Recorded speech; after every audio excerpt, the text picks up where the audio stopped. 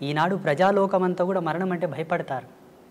మరణాన్ని గురించి భయపడవలదు, మరణాన్ని గురించి చింతించవలదు. నువ్వు ఎంత భయపడినా, ఎంత చింతన చేసినా ఈశ్వర ప్రమాణమే జనన మరణములు.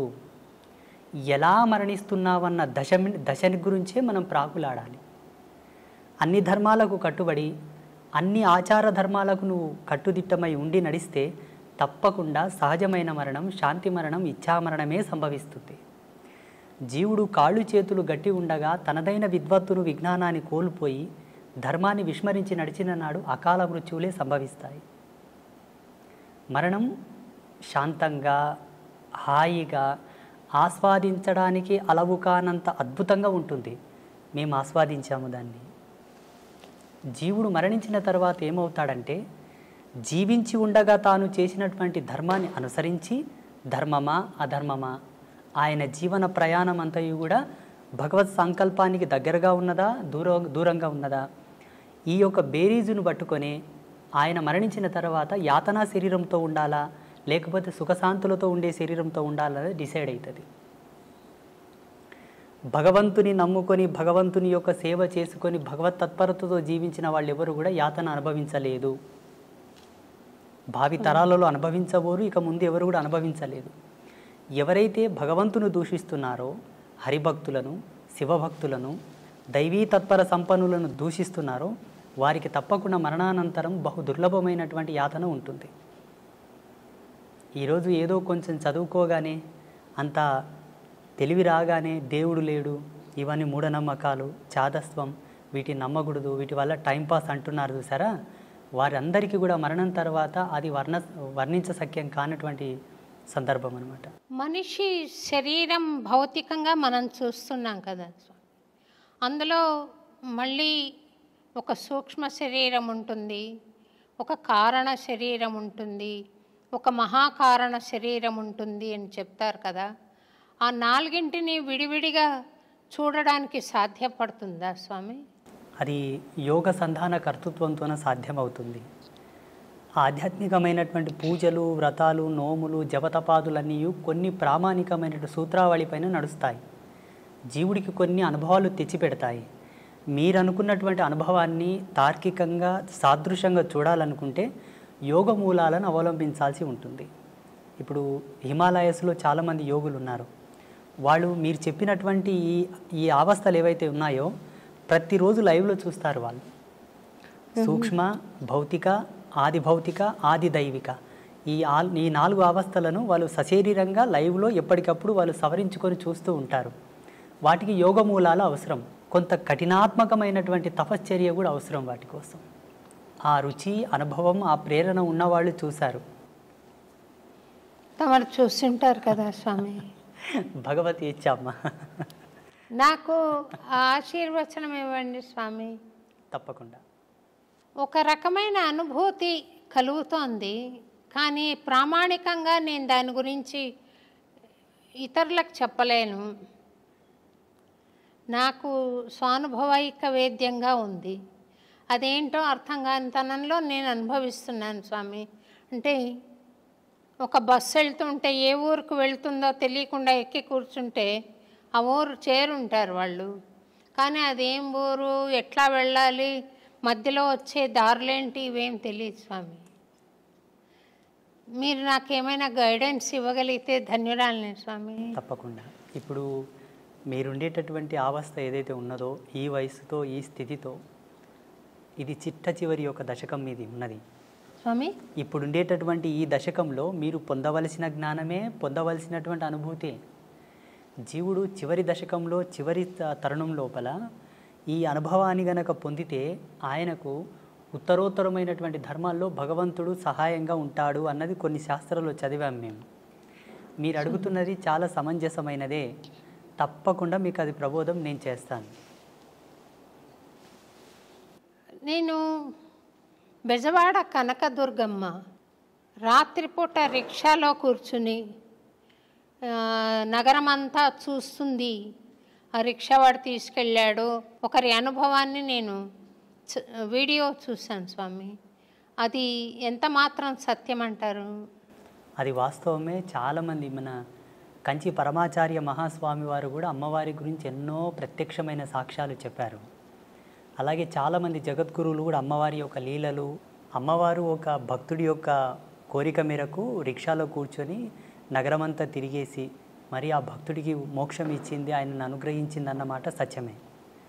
ఈ అనుభవాన్ని చాలామంది జగద్గురువులు, గొప్ప గొప్ప పీఠాధిపతులు కూడా వర్ణించి ఉన్నారు.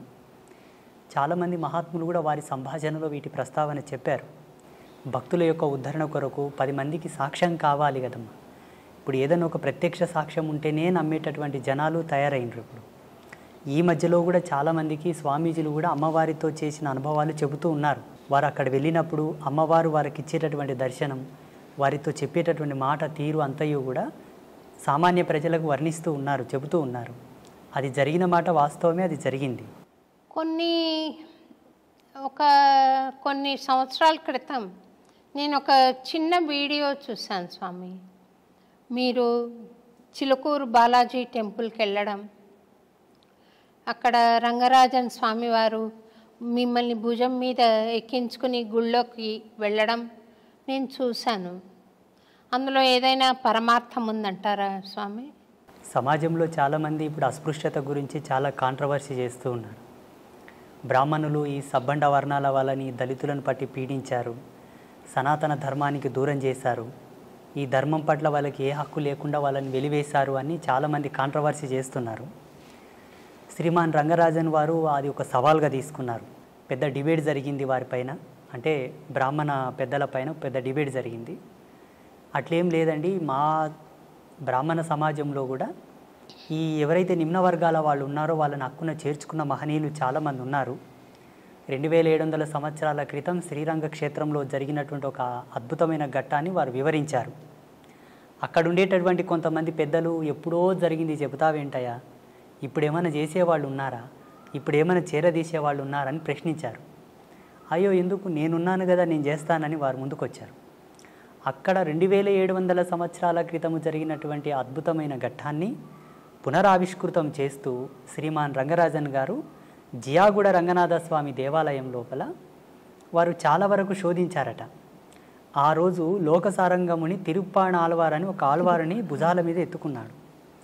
తిరుప్పాణ ఆల్వార్ లాంటి ఒక ఈ నిమ్న వర్గాల్లో అంతటి పరమభక్తుడు ఎవరున్నారు అని బాగా రీసెర్చ్ చేశారు.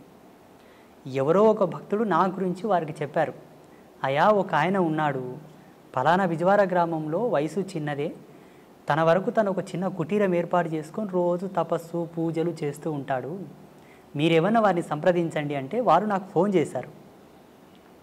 నేను ఇట్లా రంగరాజన్ పంతుల్ని మాట్లాడుతున్నాను, మీరు ఒకసారి హైదరాబాద్ రావాల్సి ఉంటుంది, ఫలానా కార్యక్రమం చేస్తున్నాము అన్నారు. నాకు దాని గురించి ఏం తెలియదు. అయ్యో తప్పకుండా వస్తానండి అన్నాను. అప్పటికి నేను ముంబైలో ఉన్నాను, మా గురువుగారి పీఠంలో ఉన్నాను. ఆ ప్రోగ్రామింగ్కి సరిగ్గా అదే రోజు సికింద్రాబాద్ రైల్వే స్టేషన్లో ట్రైన్ దిగి అటు నుండి సీదా జియాగూడ రంగనాథ స్వామి దేవాలయానికి వెళ్ళాను. అక్కడ వెళ్ళగానే చాలామంది పండితులు, విప్రోత్తములు, బ్రాహ్మణులు, మంగళ వాయిద్యాలు ఎంతోమంది కూర్చొని ఉన్నారు, కెమెరాలు ఉన్నాయి, మీడియా వాళ్ళు ఉన్నారు.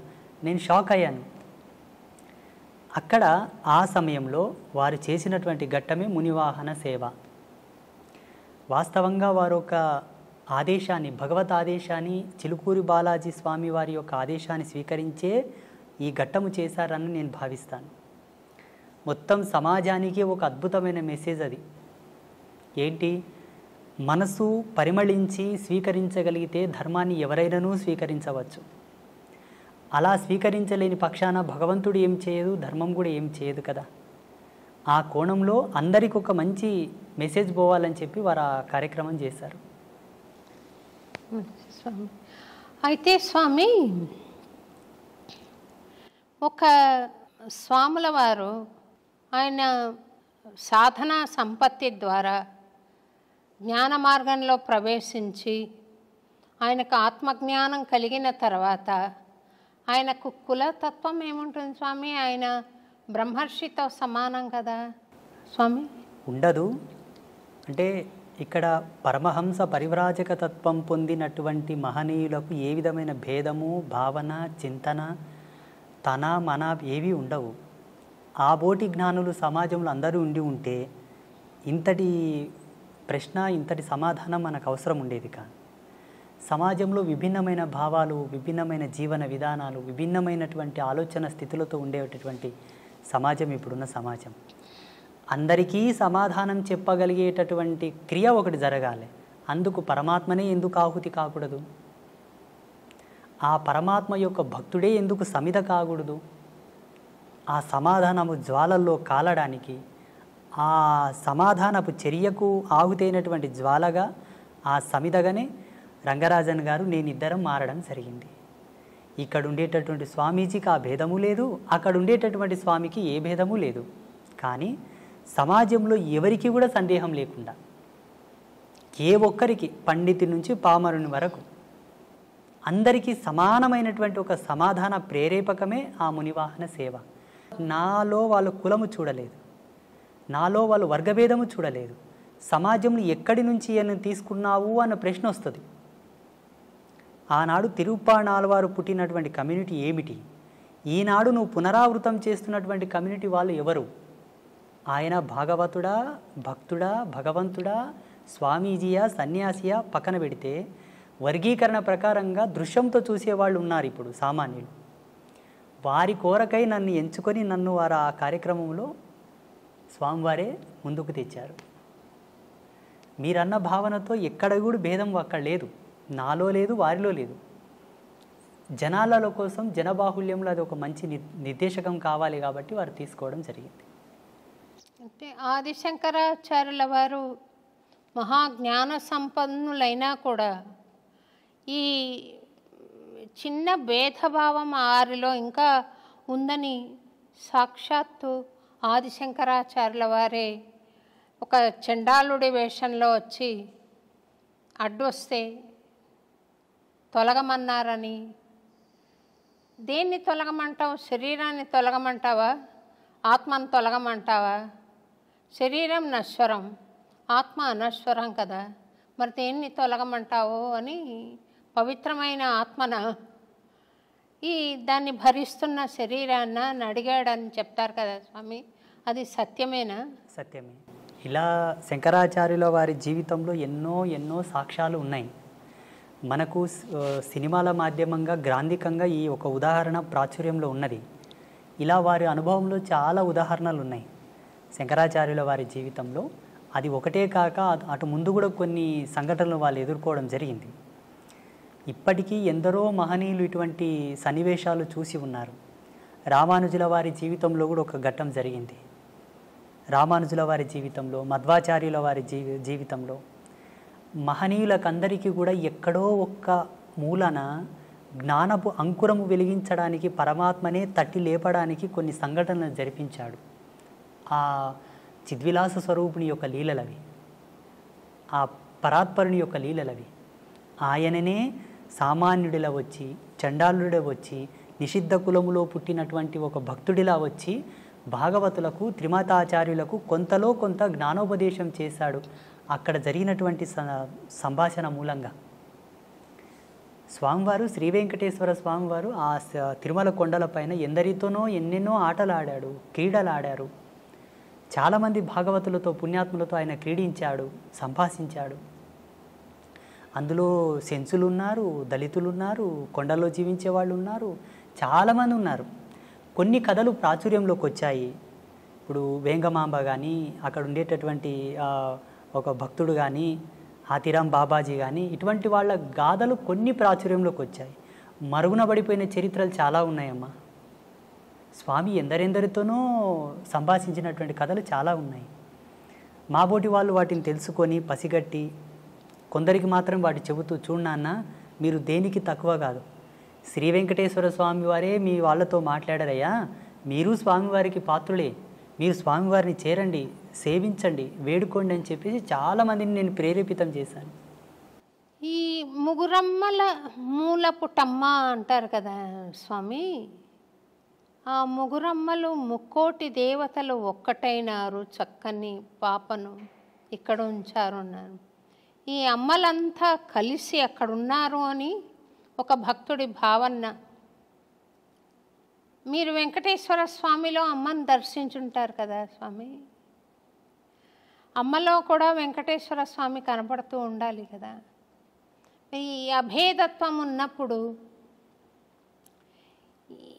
మా దేవుడు గొప్ప మీ దేవుడు గొప్ప అనుకోవడం మూర్ఖత్వం అవుతుందేమో కదా స్వామి.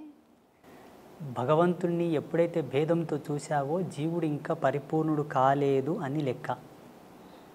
అది సాంప్రదాయికంగా అవనివ్వండి, పీఠ పరంపరానుగతంగా అవనివ్వండి, జీవుడు తరించుటకు పలు మార్గాలున్నాయే తప్పిస్తే ఉత్తమమైనటువంటి స్థితి చేరడానికి ఉన్నది ఒకటే, పరమాత్మ. ఆ పరమాత్మకు ఏ విధమైన రూపభేదము లేదు, లింగభేదము లేదు, వర్గభేదము లేదు, ఏ విధమైన సాంప్రదాయమైనటువంటి భేదము లేదు.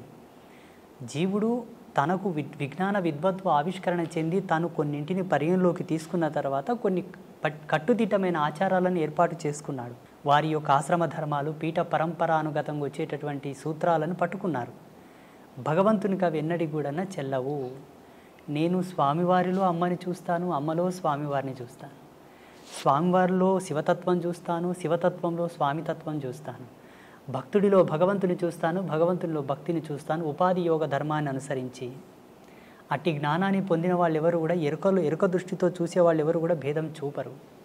నేను శ్రీ వెంకటేశ్వర క్షేత్రానికి ఎప్పుడు వెళ్ళినా అక్కడ పరమాత్మను దర్శించేటప్పుడు నా అంతరాత్మలో జగదంబనే ఉంటుంది, సాదృశ్యంగా స్వామి ఉంటాడు. నేను మా పిల్లలకు, మా శిష్యులకు అందరికీ ప్రబోధం చేశాను. ఆ జగజ్జనని జగన్మాత ఆ లలితా పరమేశ్వరే నాకు గోచరించింది నాయన అని చెప్తూ ఉంటాను నేను. ఒక్క త్రుటి కాలమునందు మరి యథాతథంగా స్వామివారే గోచరిస్తారు. అది నా గురి, నా యొక్క తాపసికమైన గురి ప్రతిరూపకంగా అక్కడ అమ్మను దర్శిస్తాను నేను. సంతోషం స్వామి. స్వామి,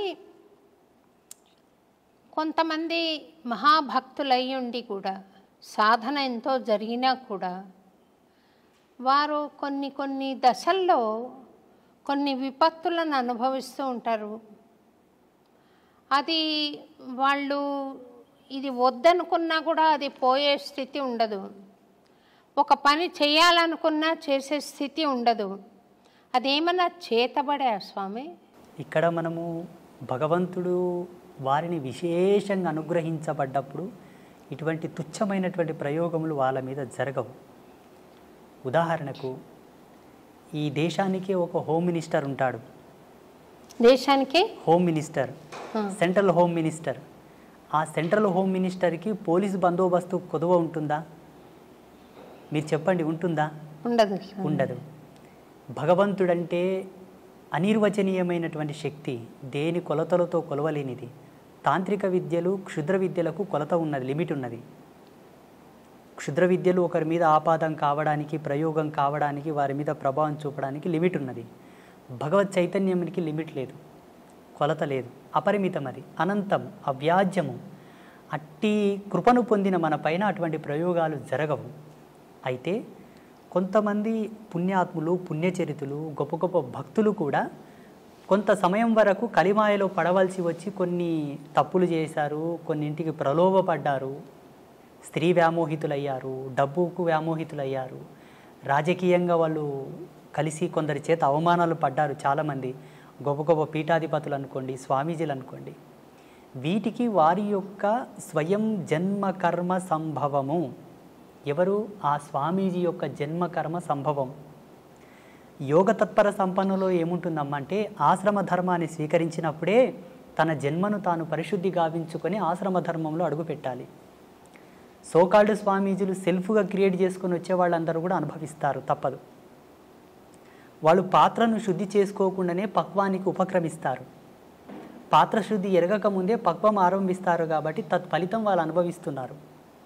కానీ వాస్తవంగా ఆధ్యాత్మిక సూత్రావళి ప్రకారంగా ఏ ఆశ్రమ ధర్మంలో నువ్వు కాలు పెడుతున్నావో అడుగిడకన ముందే నీ జన్మ సుకృతం ఏమిటి, నీ జన్మకర్మ సంభవం ఏమిటి, ఎందుకై నీవు జన్మించితివి, అదంతా విశ్లేషణ చేసుకొని ఉత్తర జన్మలో ఉండేటటువంటి పాపములు నీ ఎందు ఏవైనా ఉన్నా వాటిని ప్రక్షాళన చేసుకొని శుద్ధుడవైన తర్వాతే భగవంతుని ఆశ్రయించవలే. అలా చేసుకొని వాళ్ళకి అది ఆపాదమై వేధిస్తూ ఉంటాయి.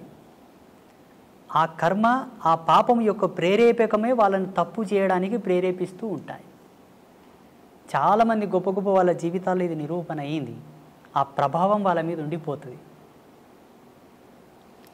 భౌతికమైన శరీరం లేకుండా ఆ, మరి అది సూక్ష్మ శరీరం అనాలా, ప్రేతాత్మ అనాలా, దయ్యాలని మామూలు మాటల్లో అంటారు, దేవతలు కూడా కావచ్చు. ఉంటారా స్వామి అట్లా? ఉన్నారు. దైవం ప్రత్యక్షమైనటువంటి దర్శనం. ఈ భూతాలు, ప్రేతాలు, దయ్యాలు ప్రత్యక్షంగా మనకు కనబడవు. భగవంతుడు దర్శనమిస్తాడు కానీ వాళ్ళు మనకు దర్శనం అవ్వరు. ఆ దుష్టశక్తిని పసిగట్టి పట్టుకోవాలంటే అందకు సమానమైనటువంటి దైవశక్తి కలిగి ఉండాలి. ఆ ప్రేరణాత్మకమైనటువంటి శక్తి ఉంటే మనం భూతాలను, ప్రేతాలను పట్టుకోవచ్చు, చూడవచ్చు కూడా. ఇవన్నీ కూడా ఉన్నాయి సమాజంలో. లేవు అనడానికి ఆస్కారం లేదు, ఉన్నాయి అనడానికి ప్రమాణాలు ఉన్నాయి. ఆ ప్రమాణాలు వేటిపైన ఆపాదం అవుతున్నాయో మేము నిరూపించగలం. లేవు అనడానికి ప్రమాణాలు లేవు, ఉన్నాయి అనడానికి ప్రమాణాలు ఉన్నాయి. మీరు చూసారా స్వామి దయ్యాలను? అమ్మా నారాయణ, చూశాను. అంటే ఎందుకు మీ వద్దకు రావడానికి కారణం ఏంటి స్వామి? వాళ్ళకు కొన్ని వాళ్ళకు ఉండేటటువంటి స్వయం కోరికలు కొన్ని ఉంటాయి, స్వయం ప్రేరణలు కొన్ని ఉంటాయి. ఎంతకు విమోచనం కలగక వచ్చి ప్రాధేయపడ్డటువంటి సందర్భాలు చాలా ఉన్నాయి మాట.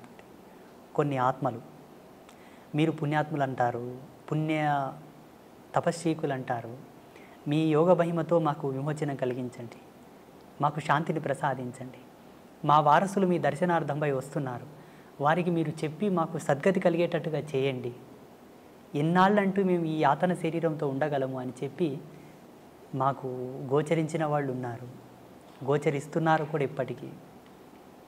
మీకు అంటే కాంతి రూపంలో కనపడతారా, లేకుంటే భౌతిక శరీరం కూడా కనపడుతుందా స్వామి వాళ్ళది? పంచభూతాల్లో ఆత్మగా మారిన వారికి ఒకే భూత ప్రభావం ఉంటుంది, వాయు ప్రేరేపకం మాత్రమే ఉంటుంది. వాయు ప్రేరేపకంగానే ఉంటారు. సశరీరంగా సజీవంగా లైవ్లో ఉండడానికి పంచభూతముల యొక్క సమ్మిశ్రితంగా మనం ప్రత్యక్ష వీక్షణం చేస్తాం అందరం. ఆత్మను చూడాలంటే 4 భూతములు విడిపోతాయి. అగ్నితత్వం, భువితత్వం, జలతత్వం, ఆకాశతత్వం విడిపోతాయి. వాయుతత్వం మాత్రమే ఆత్మగా నిలబడిపోతుంది. మనం ఏ ఆత్మను దర్శించాలన్నా వాయువు ప్రేరేపకంగానే చూడవలే, సంభాషించవలే. ఇక్కడ మీరు దయ్యాలు, భూతాలు, ప్రేతాలు మీకు కనబడతాయా గురూజీ అని అడిగారు కదా. పంచభూతాల మీద అంతో కొరతో కాస్తో కొరతో జ్ఞానం ఉండి పట్టు ఉన్న వాళ్ళకే వాటిని పట్టుకోవడానికి ఒక విఘ్నత ఉంటుంది, లేకపోతే ఉండదు. అంటే వాటి అనుభూతి కలుగుతుందా, లేకపోతే చర్మచక్షులతో చూడగలుగుతామా? చర్మచక్షులతో చూడొచ్చు, అనుభవైకంగా తీసుకునే వాళ్ళు కొంతమంది ఉంటారు. లైవ్లో చర్మచక్షులతో వాళ్ళని చూస్తూ ఒక షాడో, ఒక నీడలాగా, ఒక వాయు యొక్క కేంద్రకంగా ఒక ఆకారంలాగా మనం చూసి మాట్లాడడం కూడా జరుగుతుంది. చూసిన వాళ్ళు చాలామంది ఉన్నారు. వాళ్ళని దర్శించినప్పుడు మీకు కలిగిన అనుభూతి ఏంటి స్వామి? మాకు చిదానంద స్థితిని, అనంతతత్వాన్ని చూసినప్పుడు వాటిని చూస్తే ఏం అనుభూతి కలుగుతుందమ్మా? జాలి వేస్తుంది అంతే. జాలి ఎందుకు స్వామి అంటే వాళ్ళు చెప్పేటటువంటి మాటలు, వాళ్ళు పడుతున్నటువంటి బాధ, ఇంత ఆస్తి గడిచి ఇచ్చాను, నాకు తగిన శాంతి చేయట్లేదు నా వాళ్ళు అని అంటారు. నాకు ఇంకయూ సద్గతి కలగలేదు, నా వారసత్వం అనే వ్యామోహం లోపల ఇంత కష్టపడి నేను అన్నీ చేసి ఇచ్చాను, నా మరణానంతరము నాకు సరి అయిన పూజలు చేయక, నాకు సద్గతిని కల్పించక ఇంకయూ నన్ను బాధ పెడుతున్నారు స్వామి అని వేడుకున్నప్పుడు ఎవరికైనా జాలి కలుగుతుంది కదా.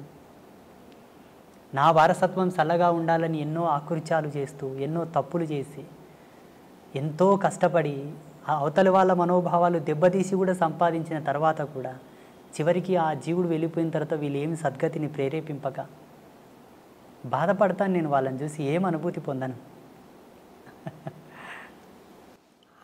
మీరు వాళ్లకు సద్గతి కలిగించారా స్వామి, లేకుంటే ఇంకా ఉన్నారా మీతోటి? అంబాత్రయ క్షేత్రంలో లెక్క పెట్టలేదు కానమ్మా. ఇప్పటికి శ్రీపీఠంలో గోమాతకు చాలా ఉత్తమమైనటువంటి తంతులతోటి మేము పితృదేవతలకు శాంతి చేస్తాం. మీరు ఇదొక్కటి పట్టుకోవాలి. ఇక్కడ ఉండేటటువంటి భారతదేశంలో ఏ క్షేత్రంలో కూడా అట్లా గోమాతకు పూజా కైంకర్యములు జరగవు. అది జగదంబ యొక్క ప్రేరణని అమ్మ నాకు ఇచ్చిన దర్శనమే. చూడు నాయన, నీ చెంతకు వచ్చి వారికి ఈ విధంగా గోమాతకు కైంకర్యములు జరిపి వారి పితృదేవతల శాంతిని కోరితే ఉత్తరక్షణమే శాంతిస్తారు. వాళ్ళ సంసారంలో ఎన్నో మార్పులు వస్తాయి, వాళ్ళు సుఖ సంతోషాలతో జీవిస్తారు అని. అలా మన పీఠంలో ప్రతి మంగళవారం, శుక్రవారం, పౌర్ణమి, అమావాస్యకు చాలామంది చేస్తూ ఉంటారు. వాళ్ళకి సద్గతి కలుగుతుంది స్వామి. మీరు దయ్యాలకే సద్గతి కలిగించినప్పుడు నేనేదో భక్తిగా ఉన్నాను కదా స్వామి, నాకు ఆశీర్వచనం ఇవ్వండి, ప్రసాదించండి. తప్పకుండా. అంటే మీకు ప్రత్యేకంగా నేను ఇవ్వవలసిందైతే ఏమీ లేదు. ఒక్కటి ఇవ్వగలను, ఒకటి మాత్రం ఇవ్వగలను. చెప్పండి. ఆ పరమేశ్వర యొక్క ఆశీర్వాదంతో, భగవంతుని కృపతోటి ఆల్రెడీ మీరు ఈశ్వర ప్రీతిని పొంది ఉన్నారు, భగవత్ కృపను పొంది ఉన్నారు, మీరు ఉత్తమమైనటువంటి ధర్మంలోనే ఉన్నారు. ఇందులో ఏ సందేహం లేదు. అంటే ఇంతకుముందే మనం కాఫీ తాగాం చిన్నగా.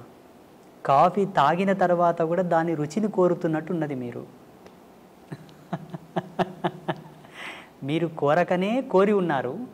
కోరినను దాన్ని కోరనట్లుగానే భావించి మీరు కోరినటువంటి దాన్ని ప్రసాదించడానికి నేను అనుగ్రహిస్తాను.